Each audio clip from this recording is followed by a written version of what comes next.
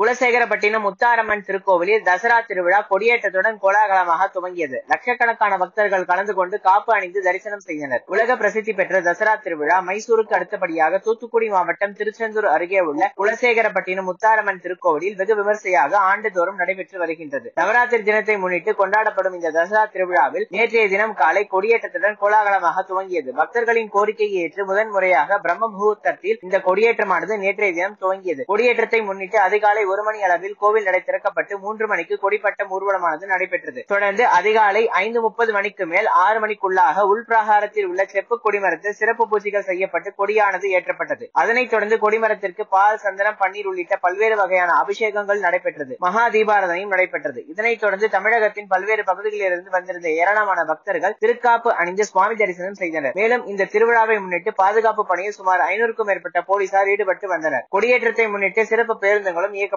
திருவிழாவில் ஒவ்வொரு நாளும் அம்பாள் பல்வேறு கோலங்களில் எழுந்தருளி திருவீதி உலாவானது வெகு விமர்சையாக நடைபெறும். அந்த வகையில் நேற்றைய தினம் வெகு விமர்சையாக முதல் நாள் திருவீதி உலாவானது நடைபெற்றது. விழாவின் சிகர நிகழ்ச்சியாக சூரசம்ஹாரம் வரும் 2ஆம் தேதி நள்ளிரவு கோவிலின் கடற்கரையில் நடைபெற உள்ளது.